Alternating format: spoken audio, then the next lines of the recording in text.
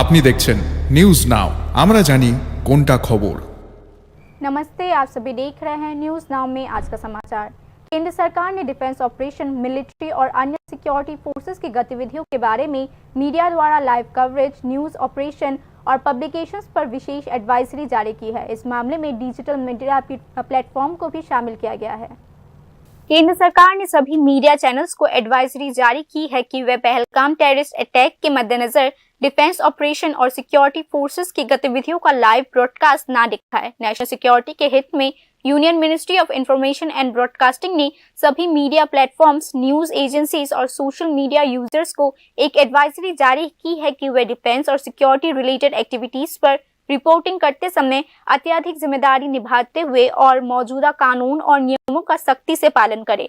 केंद्र ने कहा कि सोर्स बेस्ड इंफॉर्मेशन के आधार पर कोई भी रियल टाइम कवरेज, व्यूज और रिपोर्ट्स ब्रॉडकास्ट नहीं की जानी चाहिए, विशेष रूप से डिफेंस एक्टिविटीज या ऑपरेशंस के संबंध में। केंद्र सरकार ने कहा कि संवेदनशील जानकारी का समय से पहले खुलासा अनजाने में शत्रुतापूर्ण तत्वों की मदद कर सकता है तथा ऑपरेशनल एक्टिविटीज और पर्सनल सेफ्टी को खतरे में डाल सकता है। अतीत की घटनाओं ने रिस्पॉन्सिबल रिपोर्टिंग के महत्व का उल्लंघन किया था। कारगिल वॉर और 26/11 में भी यह किया गया। केंद्र सरकार ने कहा कि मुंबई टेररिस्ट अटैक और कांधार प्लेन हाईजैकिंग जैसे घटनाओं के दौरान कवरेज से राष्ट्रीय हित पर अनपेक्षित प्रतिकूल प्रभाव पड़ा था। मीडिया, डिजिटल प्लेटफॉर्म और इंडिविजुअल नेशनल सिक्योरिटी की रक्षा में महत्वपूर्ण भूमिका निभाते हैं। केंद्र सरकार ने एडवाइजरी में कहा, कानूनी दायित्व के अतिरिक्त यह सुनिश्चित करना नैतिक जिम्मेदारी है कि जॉइंट एक्टिविटीज से चल रहे अभियान में हमारे आर्म फोर्सेस की सुरक्षा पर कोई असर न पड़े। Ministry of information and broadcasting ने पहले ही सभी टीवी चैनल्स को cable television network amendment rule 2021 के रूल 61P का अनुपालन करने की सलाह दी है। इस मामले में केवल सेवाओं में ऐसी कोई कार्यक्रम प्रस्तुत नहीं किया जाना चाहिए जिसमें सुरक्षा बलों द्वारा आतंकवादी विरोधी गतिविधियों का लाइव कवरेज दिखाया जाए। ऐसे अभियान के समाप्त होने के बाद मीडिया कवरेज उपयुक्त सरकार द्वारा नामित अधिकारी द्वारा पीरियोडिक ब्रीफिंग तक सीमित रहना चाहिए। केंद्र सरकार ने एडवाइजरी में यह बात कही। Bureau report, news now.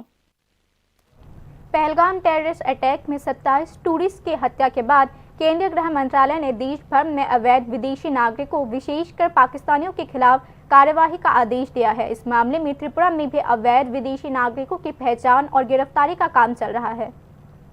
Jammu Kashmir के पहलगाम में हुए आतंकी हमले के बाद देश भर में अवैध विदेशी नागरिकों के खिलाफ कार्रवाई की जा रही है। शनिवार को अहमदाबाद में महिलाओं और बच्चों सहित 890 और सूरत, गुजरात में 134 यानी लगभग 1000 इलीगल बांग्लादेशी इमिग्रेंट्स को गिरफ्तार किया गया है। यदि वैध दस्तावेज उपलब्ध नहीं होंगे तो उन्हें भारत से निर्वासित कर दिया जाएगा। पुलिस ने बताया कि इनमें से कई व्यक्ति नारकोटिक्स और ह्यूमन ट्रैफिकिंग में संलिप्त थे तथा हाल ही में गिरफ्तार किए गए 4 बांग्लादेशियों में से 2 अलकायदा के स्लीपर सेल्स के लिए काम कर रहे थे।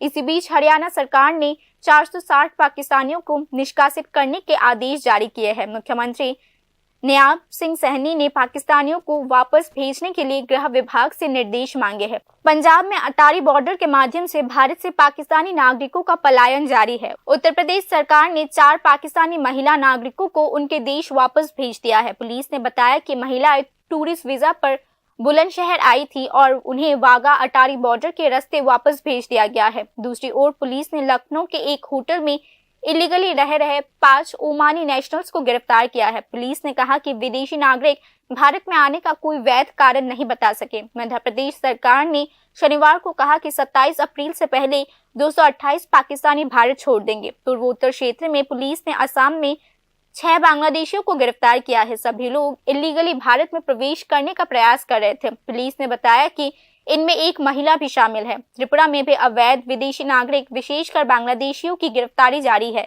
इस संबंध में राज्य के मुख्यमंत्री डॉक्टर मानिक शाह ने पुलिस और प्रशासन को पाकिस्तानियों की पहचान कर उचित कार्यवाही करने का निर्देश दिया है। राज्य पुलिस मुख्यालय से प्राप्त ताजा जानकारी के अनुसार पिछले 72 घंटों के खिलाफ मामला दर्ज कराया गया है। गौरतलब है कि 22 अप्रैल को पहलगाम टेररिस्ट अटैक के बाद केंद्र सरकार ने सभी पाकिस्तानी नागरिकों को 1 मई 2025 तक भारत छोड़ने को कहा था। भारत सरकार ने लॉन्ग टर्म डिप्लोमेटिक और ऑफिशियल वीजास को छोड़कर पाकिस्तानी नागरिकों को जारी किए गए सभी प्रकार के वीजास रद्द कर दिए हैं। अब पाकिस्तानी हिंदू तीर्थ यात्रियों को भी 27 अप्रैल तक भारत छोड़ना होगा। जिसके पास मेडिकल वीजा है वह 29 अप्रैल तक पाकिस्तान लौट जाए।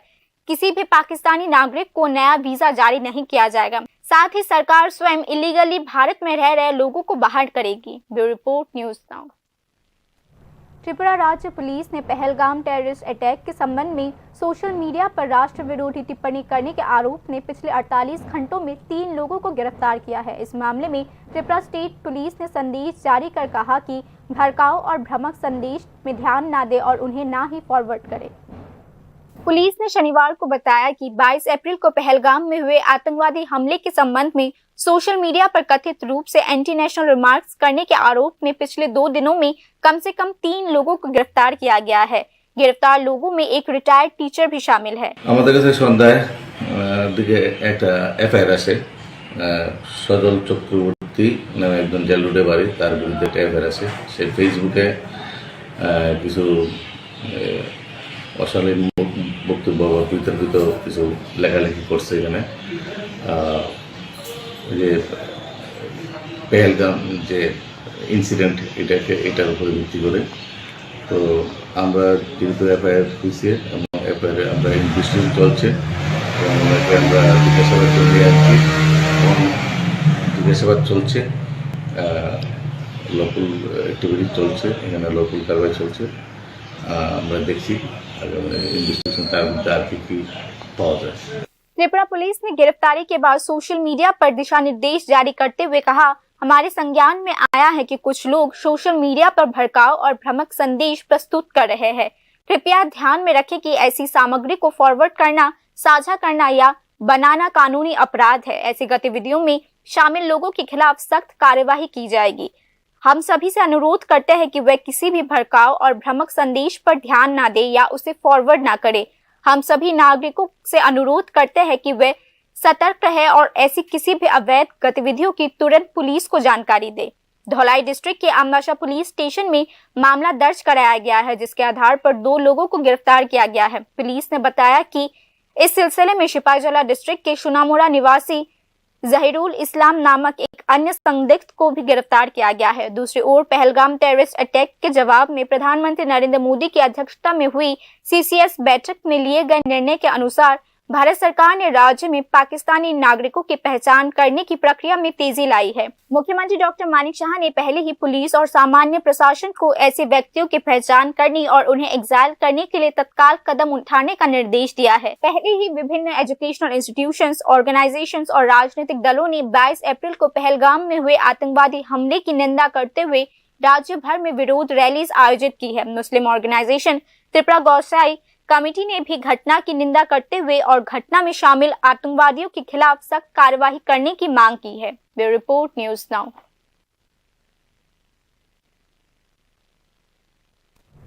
कांग्रेस ने इस गंभीर स्थिति में सरकार के साथ खड़े रहने का निर्णय लिया है। इस फैसले का घोषणा पार्टी के ऑल इंडिया प्रेसिडेंट मल्लिकार्जुन खड़गे ने किया। त्रिपुरा प्रदेश कांग्रेस अध्यक्ष आशीष कुमार शाह ने कहा कि पार्टी ने यह निर्णय राष्ट्र हित में लिया है। त्रिपुरा प्रदेश कांग्रेस अध्यक्ष ने यह बयान शनिवार को कोयला शहर के दौरे के बाद पार्टी ऑफिस में कार्यकर्ताओं और समर्थकों के साथ एक बैठक में दिया। प्रदेश कांग्रेस अध्यक्ष आशीष कुमार शाह ने आज कहा कि कांग्रेस ने देश हित में पहलगाम टेररिस्ट अटैक में कार्रवाई के लिए सर्वदलीय बैठक बुलाई थी। আমাদের সর্বভারতীয় নেতা আমাদের মল্লিকার্জুন খারগেজি তড়িঘড়ি করে ওয়ার্কিং কমিটির মিটিং ডাকেন। সরকারের পাশে থাকার জন্য কংগ্রেস দলের তরফ থেকে উনি ঘোষণা দেন। কংগ্রেস দলের ওয়ার্কিং কমিটির মিটিংয়ে সর্বদলীয় মিটিং ডাকার যে সিদ্ধান্ত, এই সিদ্ধান্তকে স্বাগত জানিয়ে আমাদের সর্বভারতীয় সভাপতি এবং আমাদের সংসদের বিরোধী দলনেতা রাহুল গান্ধীজি তারা প্রতিনিধিত্ব করতে সেই সর্বদলীয় সভায় যান। मुख्यमंत्री डॉक्टर मानिक शाह ने एकता की भावना को बनाए रखते हुए विशेष रूप से जनजाति बहुल क्षेत्र में सामाजिक आर्थिक विकास को बढ़ावा देने के लिए भागीदारों के साथ बैठक किया। बैठक में भाजपा गठबंधन सरकार में शामिल सभी राजनीतिक दलों के नेताओं ने भाग लिया। मुख्यमंत्री डॉक्टर मानिक शाह ने राज्य सरकार के दो सहयोगी दलों तिपरामोथा और आईपीएफटी नेताओं के साथ एक महत्वपूर्ण बैठक की। बैठक में मुख्यमंत्री ने विभिन्न राजनीतिक एवं विकासात्मक मुद्दों पर चर्चा की। संबंधित राजनीतिक दलों के नेतृत्व ने कहा कि बीजेपी तिपरामोथा और आईपीएफटी के नेताओं के बीच एक बहुत ही महत्वपूर्ण बैठक की गई और बैठक में राज्य की प्रगति में तेजी लाने और संबंधों को और भी मजबूत करने के महत्वपूर्ण विकासात्मक पहलुओं पर चर्चा किया गया। सीएम हेडक्वार्टर्स ने बताया कि उन्होंने समावेशी विकास, बुनियादी ढांचे के विकास, जनजाति कल्याण और सामाजिक आर्थिक सशक्तिकरण सहित राज्य के समग्र विकास से संबंधित विभिन्न मुद्दों पर विस्तार से चर्चा किया। बैठक में मुख्यमंत्री डॉक्टर मानिक शाह ने त्रिपुरा के लोगों के व्यापक हित और कल्याण के लिए सभी हितधारकों के साथ मिलकर काम करने की सरकार की प्रवृत्ति दोहराई। बैठक के बाद मुख्यमंत्री डॉक्टर मानिक शाह ने अपने सोशल मीडिया पर कहा, हमने अपनी साझेदारों को और भी मजबूत करने और राज्य की प्रगति के लिए मिलकर काम करने के तरीकों पर चर्चा किया। साथ ही उज्जवल भविष्य के लिए गठबंधन को और भी मजबूत करने पर भी चर्चा किया गया। उल्लेखनीय है कि राज्य में जनजाति समुदायों के सामाजिक आर्थिक विकास के लिए वर्ल्ड बैंक की सहायता से वर्तमान में 1400 करोड़ रुपए की महत्वाकांक्षी परियोजनाएं और योजनाएं कार्यान्वित की जा रही है। इस 1400 करोड़ रुपए का उपयोग Tripura rural economic development and service delivery project के तहत जनजाति लोगों की आजीविका और समग्र सामाजिक आर्थिक स्थिति में सुधार के लिए किया जाएगा। बैठक में मुख्यमंत्री डॉक्टर मानिक शाह ने कहा, हमें यह संकल्प लेना चाहिए कि जो काम अभी तक पूरा नहीं हुआ है उन्हें चर्चा के माध्यम से आगे बढ़ाया जाए और हम राज्य के विकास के लिए आगे बढ़ना चाहिए। त्रिपुरा की कुल 40 लाख की आबादी में जनजाति 1/3 है और राज्य की चुनावी राजनीति के सभी पहलुओं में महत्वपूर्ण भूमिका निभाती है। मुख्यमंत्री डॉक्टर मानिक शाह ने इस बैठक में विशेष रूप से जनजाति बहुल क्षेत्रों में जीवन की गुणवत्ता में सुधार के महत्व पर जोर दिया। Bureau report, news now. बाकी की खबरें अंतराल के बाद। আপনি দেখছেন নিউজ নাও, আমরা জানি কোনটা খবর। প্রথম আলো এলো শুদ্ধ সকাল, শুদ্ধ সলিলে আজ বাজালো ত্রিতাল, মন্দিরে শুদ্ধ পূজার ধ্বনি, অগ্নি শুদ্ধ হলো সিঞ্জিনী, পরিণীতা নারী তুমি অনুপমা, শুদ্ধ সোনায় সাজো হে নিরুপমা। শুদ্ধতার স্বর্ণ মন্দির, কালিকা জুয়েলার্স, আগরতলা। একটু চেষ্টাতেই দুল লেগে যায় নববধূর কানে, একটু চেষ্টাতেই মানিয়ে নেওয়া যায় বিবাহিত জীবনে। নানা অনুভূতি জড়ানো বিয়ের গয়না, শ্যাম সুন্দর কোম্পানি জুয়েলার্স। আপনি দেখছেন নিউজ নাও, আমরা জানি কোনটা খবর। बाकी की खबरें कुछ इस प्रकार हैं। वर्ल्ड वेटरनरी डे के अवसर पर शनिवार को विवेकानंद ग्राउंड से सटे हुए वेटरनरी ऑफिस के सामने से एक रैली का आयोजन किया गया। रैली शहर के विभिन्न मार्गों से होते हुए पुणे वेटरनरी ऑफिस के सामने आकर समाप्त हुआ। इस वर्ष world veterinary day animal health the fruit of collective efforts theme के साथ मनाया जा रहा है। रैली के आयोजक त्रिपुरा वेटरनरी काउंसिल ने कहा, यदि पशुओं का स्वास्थ्य अच्छा होता है तो मानव समाज का स्वास्थ्य भी अच्छा होगा। इसीलिए समाज के व्यापक हित में पशुओं के स्वास्थ्य की रक्षा की जानी चाहिए। দিবস উপলক্ষে আমরা যে র্যালিটা করছি, এই বছরের আমাদের 2025 সালের ওয়ার্ল্ড ভেটেরিনারি ডে থিমটা হলো অ্যানিম্যাল হেলথ টেকস এ টিম, মানে পশু স্বাস্থ্যটা একটা আমাদের সম্মিলিত প্রচেষ্টার ফল। এই সম্মিলিত প্রচেষ্টার মধ্যে যেমন ভেটেরিনারি ডক্টর আছে, তারপর আমাদের প্যারাভেটেরিনারিয়ান স্টাফ আছে, ফার্মার্স আছে, পশুপ্রেমীরা আছে, ওভারঅল প্রশাসন যেগুলি আছে এবং পলিসি মেকার যে গভর্নমেন্ট আছে, সবার সম্মিলিত প্রচেষ্টার ফলেই এই প্রাণী স্বাস্থ্য সুরক্ষা করাটা সম্ভব। এই বার্তাটাই আমরা দিতে চাই এই ওয়ার্ল্ড ভেটেরিনারি ডের মাধ্যমে। এবং প্রাণীদের উপর যে বিভিন্ন জায়গাতে অত্যাচার হয়, যাতে এই জিনিসগুলি বন্ধ হয়, আমাদের প্ল্যাকার্ডের মধ্যে এগুলি দেওয়া আছে, যাতে লোক সচেতন হয় এবং পশুদেরকে ভালোবাসে এবং পশুর স্বাস্থ্য সুরক্ষার জন্য সচেতন হয় লোক। কারণ পশুর স্বাস্থ্য ঠিক না থাকলে আমাদের মানুষের এবং সমাজের স্বাস্থ্যটাও ঠিক থাকবে না। তো राज्य सरकार ने 0 से 5 वर्ष तक के बच्चों के लिए आधार नामांकन की प्रक्रिया शुरू कर दी है। इस मामले में यह प्रक्रिया अगले 3 महीनों के भीतर शुरू हो जाएगी। राज्य सरकार ने 0 से 5 वर्ष तक के बच्चों के लिए आधार एनरोलमेंट ड्राइव की तैयारियों को अंतिम रूप दे दिया है। राज्य में वर्तमान में 0 से 5 आयु वर्ष के वर्ग के अनुमानित 2.87 लाख बच्चे हैं। फिलहाल केवल 98,000 बच्चों को ही आधार कार्ड जारी किया गया है। राज्य में 0 से 5 वर्ष के बच्चों की वर्तमान आधार नामांकन दर लगभग 34% की है, जो राष्ट्रीय औसत 38% से थोड़ा कम है। इस बार Unique Identification Authority of India ने health and family welfare department को 0 से 5 वर्ष तक के बच्चों के लिए आधार नामांकन की प्रक्रिया में तेजी लाने का काम सौंपा है। इस मिशन को सफल बनाने के लिए UIDAI ने 138 child enrolment lite client kit के लिए धनराशि स्वीकृत कर दिया है, जिन्हें औपचारिक रूप से 22 अप्रैल को सौंप दिया गया। अब health and family welfare department राज्य भर में आधार ऑपरेटर्स के लिए प्रशिक्षण सत्र शुरू करने की तैयारियां कर रहा है। सिलेक्टेड कैंडिडेट्स के लिए क्षेत्रीय प्रशिक्षण मई के प्रथम सप्ताह में शुरू किया जाएगा।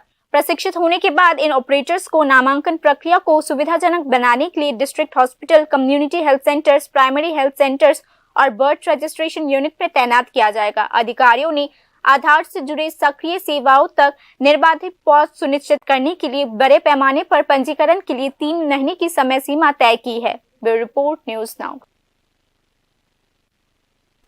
राज्य में मछली की वर्तमान मांग 1.17 लाख मैट्रिक टन की है और राज्य का अपना उत्पादन 85,000 मैट्रिक टन की है। फिशरीज मिनिस्टर सुधांशु दास ने कहा कि इस कमी को पूरा करने के लिए फिलहाल आंध्र प्रदेश, कोलकाता या बांग्लादेश से मछलियों का आयात किया जा रहा है। फिशरीज मिनिस्टर सुधांशु दास ने Tripura graduate fisheries officer association की 5th बाइनियल कॉन्फ्रेंस में के अवसर पर आयोजित एक समारोह में यह बात कही। फिशरीज मिनिस्टर सुधांशु दास ने यह भी कहा कि राज्य के अबैंडन्ड रिजर्वॉयर्स को मछली पालने के लिए उपयुक्त बनाने के लिए केंद्र सरकार से प्रस्ताव भेजा गया है।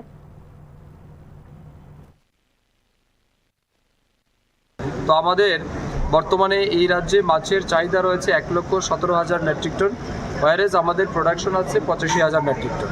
তো বাকি যে গ্যাপটা রয়েছে সেটা আপাতত আমরা পার্শ্ববর্তী রাজ্য যেমন পশ্চিমবঙ্গ বা অন্ধ্রপ্রদেশ অন্যান্য জায়গা থেকে আমরা সেই গ্যাপটাকে ফিল আপ করি। তো আমাদের ফিশারি ডিপার্টমেন্টের টার্গেট রয়েছে যে এই গ্যাপ পরিমাণ যে প্রোডাকশন সেটা যাতে আমাদের রাজ্যে আমরা করতে পারি এবং আমাদের রাজ্যের যে সমস্ত পরিত্যক্ত জলাশয়গুলি রয়েছে সেগুলিকেও কাজে লাগিয়ে যাতে আমরা আগামী দিন মাছের উৎপাদন বাড়াতে পারি সেই লক্ষ্যে আমাদের কাজ চলছে। সেন্ট্রাল গভর্নমেন্টের কাছেও আমরা অনেকগুলি প্রজেক্ট এবং প্রপোজাল জমা করেছি। टेट पेपर 2 की परीक्षा रविवार 27 अप्रैल को होगी। TRBT के अध्यक्ष ने कहा कि किसी भी कैंडिडेट को सुबह 11 बजे के बाद एग्जाम सेंटर में प्रवेश करने की अनुमति नहीं दी जाएगी। टेट पेपर 2 एग्जाम रविवार 27 अप्रैल को आयोजित की जाएगी। इस कारण टीचर रिक्रूटमेंट बोर्ड ने राज्य के हर सब डिविजन में एग्जाम सेंटर्स का चयन किया है। यह परीक्षा राज्य के 8 जिलों के प्रत्येक उपखंड में विशेष विद्यालयों में एक साथ आयोजित की जाएगी। इस मामले में TRBT ने परीक्षा आयोजित करने की जिम्मेदारी जिला प्रशासन को सौंप दी है। 8 जिलों के जिलाधिकारियों ने जिला के डिप्टी डायरेक्टर ऑफ एजुकेशन, राज्य सरकार के विभिन्न विभागों के अधिकारियों, पर्यवेक्षकों और संबंधित परीक्षा केंद्रों के प्रभारी अधिकारियों के साथ बैठक की। TRBT के अध्यक्ष प्रत्युष रंजन देव ने शनिवार को बताया कि निर्धारित समय सुबह 11 बजे के बाद किसी को भी परीक्षा सेंटर में प्रवेश करने की अनुमति नहीं दी जाएगी। 11টা বাজার পর আমি স্পষ্ট করে বলছি 11টা বেজে 1 সেকেন্ডও যদি হয় তাহলেও আমরা কোনো পরীক্ষার্থীকে পরীক্ষা কেন্দ্রে প্রবেশ করতে দেব না। সুতরাং আমাদের বোর্ডের পক্ষ থেকে আমি সমস্ত পরীক্ষার্থী এবং তাদের অভিভাবক অভিভাবিকাদের কাছে বিনম্রভাবে অনুরোধ রাখছি পরীক্ষার্থীরা যেন সকাল 10টার মধ্যে পরীক্ষা কেন্দ্রে প্রবেশ করেন, কারণ 11টার পর আমরা আর কোনো পরীক্ষার্থীকে পরীক্ষা কেন্দ্রে প্রবেশ করতে দেব না। পরীক্ষার্থীরা পরীক্ষা কেন্দ্রে 3টে জিনিস অতি অবশ্যই নিয়ে যাবেন। একটা হচ্ছে আমাদের বোর্ডের ইস্যু করা এডমিট কার্ড, আরেকটা হচ্ছে সচিত্র পরিচয়পত্র যার মধ্যে রয়েছে Aadhaar card, PAN card, voter card এবং পাসপোর্ট। এই 4টে পরিচয়পত্র তার মধ্যে থেকে যে কোনো একটা তারা অরিজিনাল নিয়ে যাবেন। আমাদের পরীক্ষা কেন্দ্রে কোনো পরীক্ষার্থী যদি এডমিট কার্ড বা আইডেন্টিটি কার্ড না নিয়ে যায় তাহলে তাকে কোনো অবস্থাতেই পরীক্ষা কেন্দ্রে ঢুকতে দেওয়া হবে না। এই বিষয়গুলো আপনারা মনে রাখবেন। এবং এই যে আমি বললাম তিনটে জিনিস, admit card, photo identity card এবং ব্ল্যাক বল পয়েন্ট পেন, এছাড়া অন্য কোনো কিছু নিয়ে পরীক্ষার্থী পরীক্ষার কেন্দ্রে প্রবেশ করতে পারবেন না। टीचर रिक्रूटमेंट बोर्ड ने टीचर एलिजिबिलिटी टेस्ट के लिए ऑब्जर्वर्स और संबंधित एग्जाम सेंटर्स पर जमीनी स्तर पर एग्जाम कंडक्ट कराने के लिए ऑफिसर इंचार्ज के नामों की लिस्ट को अंतिम रूप दे दिया है। ऐसे में टेट पेपर 1 की परीक्षा 4 मई को होगी। टीआरबीटी ने बताया कि आगामी टेट पेपर 2 और टेट पेपर 1 एग्जाम को शांतिपूर्ण ढंग से संपन्न करने के लिए राज्य के प्रत्येक एग्जाम सेंटर्स पर व्यापक सुरक्षा व्यवस्था किया गया है। राज्य सरकार का लक्ष्य अब टीचर रिक्रूटमेंट बोर्ड के माध्यम से टेट एग्जाम के माध्यम से संबंधित नौकरी पाने वालों के नामों की लिस्ट तैयार करना है। शिक्षकों की भर्ती अंतिम चरण में पूरी कर ली जाएगी जब सभी चीजें उपलब्ध होंगी और समय भी उपलब्ध होगा। Bureau report, News Now. Unakoti district के एसपी सोदाम्बिका के आवास में कई अज्ञात युवकों के घुसने से हड़कंप मच गया है। जब अज्ञात युवक रात के अंधेरे में क्वार्टर की सीमा में दाखिल हुए तो एसपी क्वार्टर में ही मौजूद थी। जैसे ही पीजी और क्वार्टर के ड्यूटी पर तैनात पुलिस सक्रिय हुए युवक वाल फाड़ कर भाग गए। बाद में एसपी के आवास पर अतिरिक्त सुरक्षा बलों का तैनाती किया गया। डिस्ट्रिक्ट मजिस्ट्रेट और सुप्रिंटेंडेंट ऑफ पुलिस के आवास पर 24 घंटे पुलिस का पहरा रहता है। ऐसे में अनजाने युवकों के वीआईपी जोन में प्रवेश करने को लेकर अब सवाल उठाए जा रहे हैं। থেকে কৈলাসর আইছি, তারপরে আবার পরে জামাটা খুলতে আসি মাত্র এমন সময় শুনছি এরকম যে চুরি হয়েছে। রাস্তাত বাইরে হয়েছি বাড়ির পরে যে শুনছি যে দিক থেকে ম্যাডামের এখানে ঢুকছিল তারা 4-5টা ফুলা তে পুলিশ তারা দৌড়াইয়া ওদিকে পাড়ার দিকে তুলছে, তোলা পরে তারা গেছে গিয়ে পাইছে না, পরে স্যার তারা আইছে আইয়া। बाकी के न्यूज अपडेट्स के लिए देखते रहिए न्यूज़ नाउ। शुभ रात्रि।